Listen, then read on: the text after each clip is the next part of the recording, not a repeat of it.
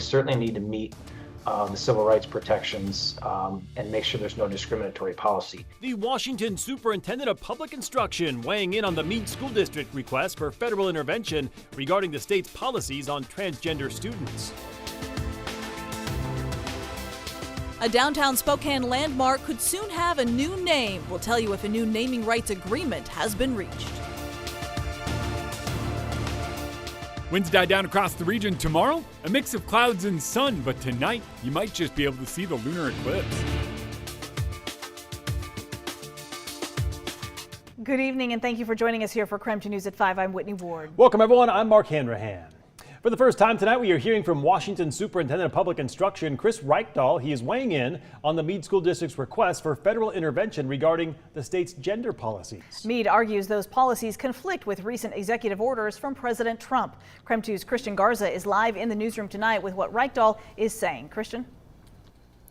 Yeah, throughout today's press conference, Superintendent Chris Reichdahl talked about multiple different topics that school districts across the state are facing. But he definitely took his time explaining the Mead School District situation and addressed the school district's concerns in the letter. Now, earlier this week on Tuesday, the Mead School District sent letters to the United States Department of Justice and Department of Education about how the state asked the district to revise its gender-inclusive schools policy and procedure to better align with state law. The Mead School District says this is a direct violation of multiple executive orders issued by President Trump.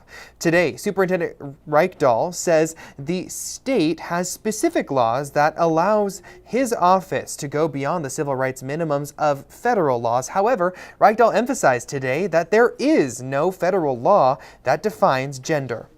They feel they're caught in the middle of that. Cognitively, I understand that. Our guidance to all districts, including Mead, has been follow state law.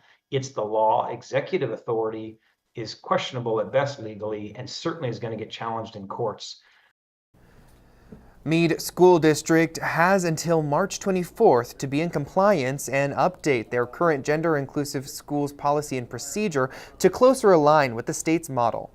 Now, if they don't comply, the superintendent's office could potentially start redirecting school district funds. Now, coming up tonight, I had a chance to sit down with the vice president of the Mead School Board about what she thought of Superintendent Reichdahl's press conference and what the district plans to do before that March 24th deadline. Christian Garza, KREM 2 News. Christian, thank you very much. NASA said today they will try to launch that SpaceX rocket tomorrow. Yesterday's launch was scrubbed just minutes before takeoff.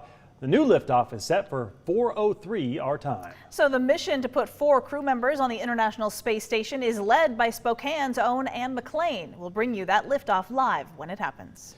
All right, let's take a quick break from the headlines to talk weather. It was windy to start the day today. Now the story seems to be all the clouds that rolled in. All right, let's talk about sunshine, though. Chief Meteorologist Jeremy Legoo says there will be some tomorrow. Oh, I think we've got it. And we have a little bit poking through right now. Take a look at downtown. Beautiful scene at the pavilion, a little bit of sun shining through, but as Mark mentioned, the clouds and even a few scattered showers still popping up out there. So just be ready for it. 46 degrees with a mix of clouds and sun. Right now, this temperature, how it feels, minus a little bit of the wind, that's how it's going to feel tomorrow. Still seeing those wind gusts up around 20, 25 miles per hour. It's not near as strong as it was earlier today, but just enough that you're going, oh, okay. That wind where you go, wow, that's kind of strong. That's done. Your garbage can, if it's not tipped over now, not going to be unless you have a jerk kid for a neighbor.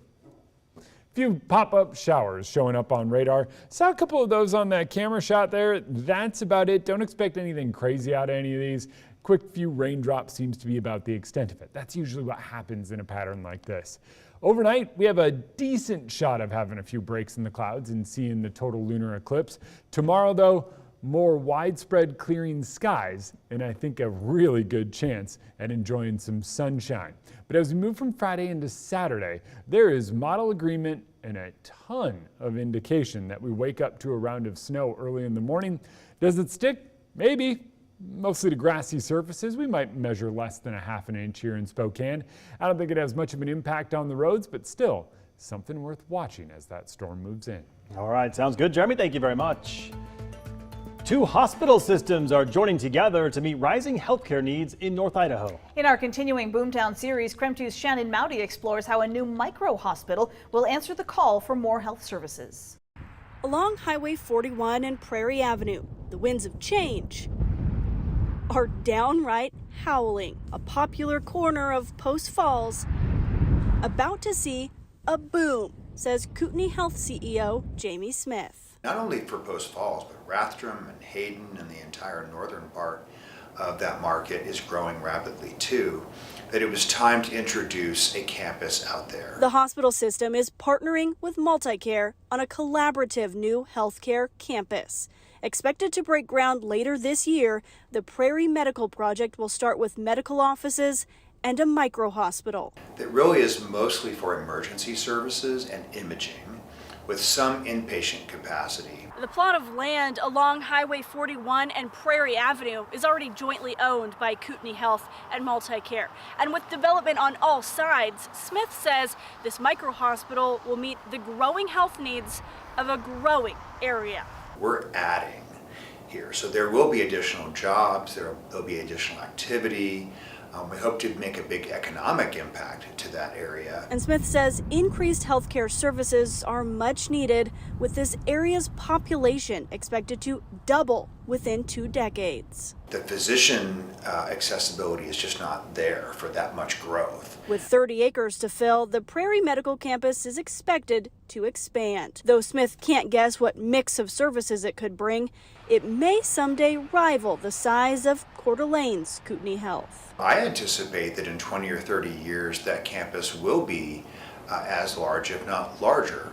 The first phase of the project could be done within 2 to 3 years. Shannon Mowdy, KREM 2 News. Nothing else to think about but get ready for Sunday, see our friends and everyone out there, and do what we do best.